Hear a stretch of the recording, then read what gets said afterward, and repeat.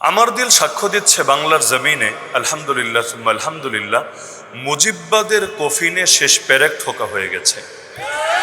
আমরা ৭৫ দেখি নাই, শুনেছি, বইয়ের মধ্যে পড়েছি। ৭৫-এ যখন শেখ মুজিবের সেই করুণ পরিণতি হয়, এরপর তার দলীয় নেতাকর্মীরাও ধানমন্ডি ৩২-এ যায় নাই শেষবার দেখবে বলে, এবং শেষ সময় তাকে চূড়ান্ত একবার বিদায় জানাবে বলে। একইভাবে এবার দুদিন যাবৎ বাংলাদেশে যা হচ্ছে, বিশেষ করে আমাদের ছাত্র জনতা অত্যন্ত আনন্দের সাথে যে ঐতিহাসিক বুলডোজার দিবস পালন করছে, এই বুলডোজার ট্র্যাজেডির পরে আমরা দেখতে পাচ্ছি না যে দলীয় এত এত নেতাকর্মী, এতদিন মনে হতো পুরো বাংলাদেশটাই মনে হয় তাদের, কিন্তু আমরা দেখতে পাচ্ছি না এখনও তাদের নেতাকর্মীরা এগিয়ে যাচ্ছে তাদের এই শেষ স্তম্ভ এবং শেষ কেবলাটাকে রক্ষা করার জন্য। মূলত এটার প্রতি যে ক্ষোভ, সেটা হলো মুজিববাদের প্রতি মানুষের যে ক্ষোভ জন্মেছিল, সেটাকেই তারা এসে তাদের সেই কেবলাটাকে গড়িয়ে দেওয়ার মাধ্যমে সেই ক্ষোভের বহিঃপ্রকাশ ঘটিয়েছিল। তা আমি মনে করি বিচার না করে কিছু মানুষ যদি বারবার এভাবে পুনর্বাসনের চেষ্টা করে, আর নেতা নেত্রীরাও দেশ থেকে বিদেশ থেকে বারবার মাথাচাড়া দেওয়ার চেষ্টা করে, তাহলে মব জাস্টিস যদি আমরা সমর্থন করি না, কিন্তু এভাবেই মব জাস্টিস হবে। পাবলিক নিজেরাই ওদের বিচারের দায় নিজেদের কাঁধে তুলে নেবে।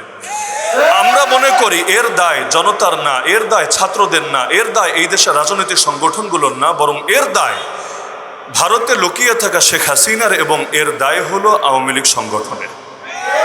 তো সুতরাং এই মুজিববাদ যেটাকে একটা চার মূলনীতি না, বরং একটা ধর্মের রূপ দিয়ে দেওয়া হয়েছিল বাংলাদেশে, যে ধর্মের কালেমা হলো সমাজতন্ত্র, ধর্মনিরপেক্ষতাবাদ, জাতীয়তাবাদ, গণতন্ত্র, এবং নবীর মর্যাদাও দিয়ে রাখা হয়েছিল, বরং নবী না, নবীর চাইতেও বড় মাকাম দিয়ে রেখেছিল একজনকে।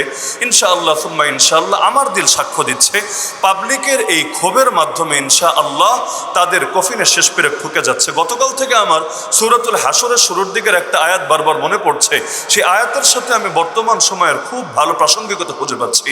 আল্লাহ বলেন, হুয়াল্লাযী আখরাজাল্লাযীনা কাফারু মিন আহলিল কিতাবি মিন দিয়ারিহিম লিআউয়ালিল হাসর। তিনি সেই রব, আহলে কিতাবের মধ্যে যারা কুফরকে অবলম্বন করেছিল তাদেরকে ওদের ঘরবাড়ি থেকে তিনি বহিষ্কার করেছিলেন প্রথম সমাবেশের সময়। মা জানানতুম আন ইয়াখরুজু, তোমরা মুসলমানরা ভাবো নাই যে ওরা এত সহজে বের হয়ে যাবে। এমনকি তাদের অবস্থাও ছিল এমন, অযান্নু আন্নাহুম মানিআতুহুম হুসুনুহুম মিনাল্লাহ, তারা ভেবেছিল তাদের এই সুরক্ষিত দুর্গ তাদেরকে আল্লাহর আযাব থেকে হেফাজতে রাখবে, নিরাপদে রাখবে। কিন্তু অবস্থা এমন হয়েছিল, ফাআতাহুমুল্লাহ মিন হাইসু লাম ইয়াহতাসিবু, আল্লাহ এমনভাবে ওদের কাছে এসেছিলেন, এমনভাবে পাকড়াও করেছিলেন যেটা তারা কল্পনাই করতে পারে নাই। ওয়াকাযাফা ফী কুলুবিহিমুর রুব, আল্লাহ ওদের অন্তরের মধ্যে ভয় ঢেলে দিয়েছেন, ভীতি ঢেলে দিয়েছেন, ত্রাস ঢেলে দিয়েছেন। অবস্থা এমন হয়েছে, ইউখরিবুনা বুয়ুতাহুম বিআইদিহিম ওয়া আইদিল মুমিনিন, এবার আল্লাহ ওদের বাড়িগুলোকে ধ্বংস করছিলেন, কিছু ওদের হাতে, কিছু মুমিনদের হাতে। ওদের হাতে কেন?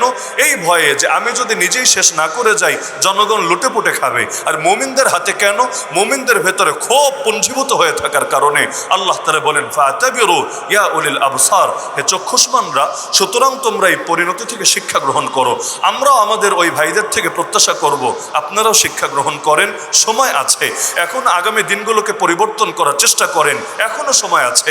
আপনাদের মধ্যে যারা অন্তত বিগত দিনে চূড়ান্তভাবে নিজেদেরকে কলঙ্কিত করে নাই, আলোর পথে আসেন এবং আগামীর বাংলাদেশটাকে কিভাবে ইসলামের বাংলাদেশ হিসেবে গড়ে তোলা যায়, এজন্য আপনারাও চলে আসেন, আপনারাও জামানের ওয়াহশিতে পরিণত হন।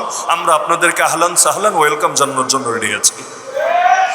দ্বিতীয় বিষয় হলো, ফেরাউনি শাসনের 3টা মৌলিক স্তম্ভ আছে। কোরআনকে সামনে রাখলে দলিল দিতে চাইলে আলোচনা লম্বা হবে, দলিলের প্রয়োজন নেই। মূল 3টা স্তম্ভ আছে। একটা স্তম্ভের নাম হলো কোরআনের ভাষায় আল মালা, যেটাকে আমরা বর্তমান রাষ্ট্রের আলোকে বলতে পারি মন্ত্রী পরিষদ এবং আমলাতন্ত্র। দ্বিতীয় স্তম্ভটা হলো জুনুদ, যেটাকে আমরা বর্তমান হিসেবে বলতে পারি বাহিনীর সদস্যরা এবং প্রশাসন। তৃতীয়টা হলো আলিম, ইতুনি বিকুল্লি সাহারিন আলিম, যেটাকে আমরা বর্তমান সময়ে বলতে পারি জ্ঞানী, গুণী, বুদ্ধিজীবী ও মিডিয়া কর্মী।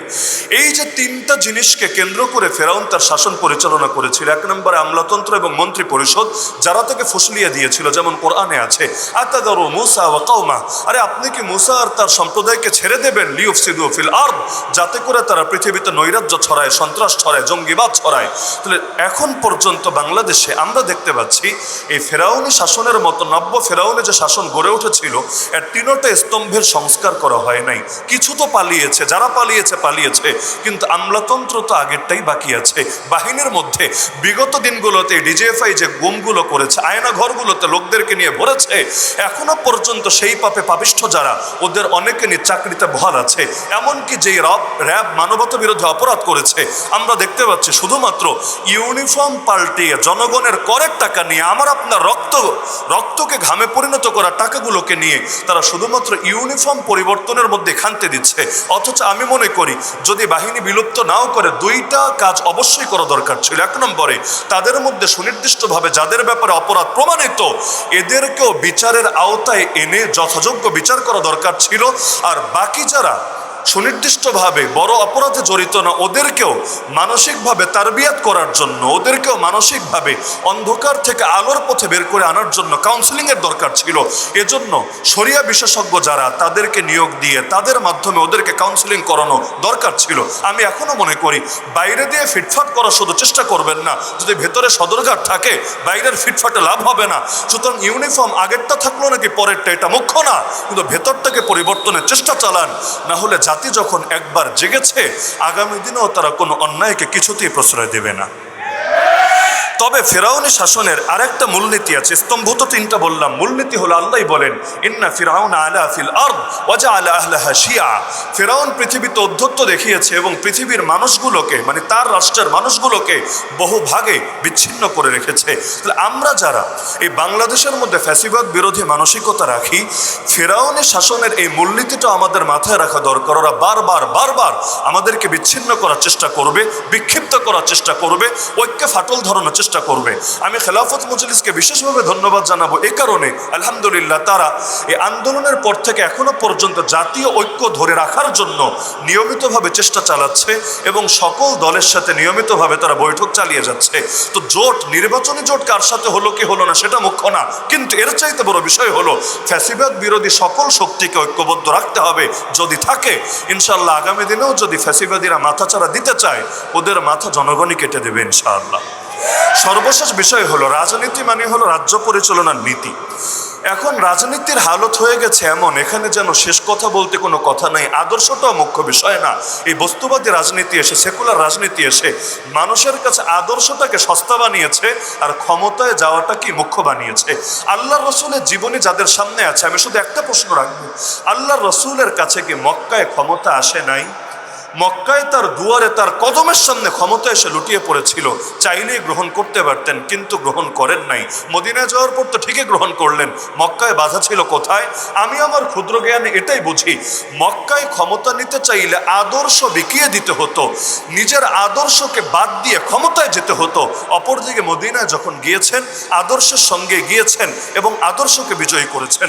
সুতরাং আজকের বাংলাদেশে আগামী দিনে যারা ক্ষমতায় যাওয়ার স্বপ্ন দেখছেন, আল্লাহর ওয়াস্তে নিজের আদর্শকে বিক্রি করে দিয়ে বিগত ফ্যাসিবাদীদের মতো ইন্ডিয়ার রয়ের পা চেটে চেটে নিজেদের ক্ষমতায় যাওয়ার স্বপ্ন দেখবেন না।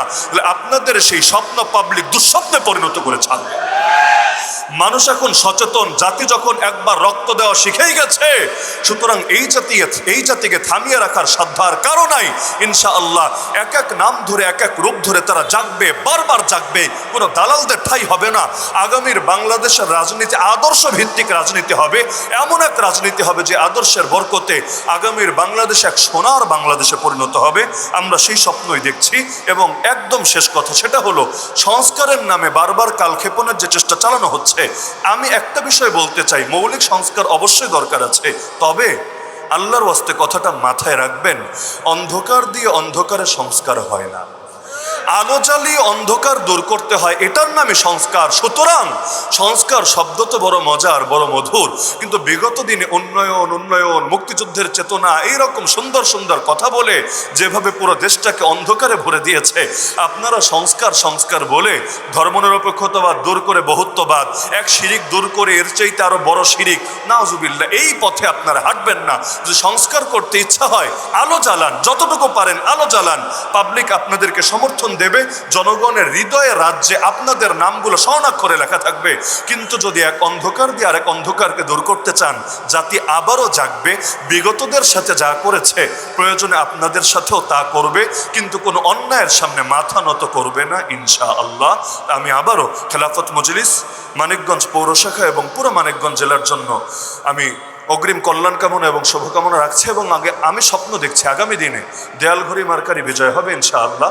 এবং আমরা এমন কাউকে এখানে শাসন ব্যবস্থায় দেখতে পাবো, জনপ্রতিনিধি হিসেবে দেখতে পাবো, যারা আগামী দিনের মানিকগঞ্জে আসলেই এমন একটা স্থানে পরিণত করবেন যেটা দেখে সারা দেশ গর্ব করবে। আল্লাহ সবাইকে তৌফিক দান করুন, আমিন।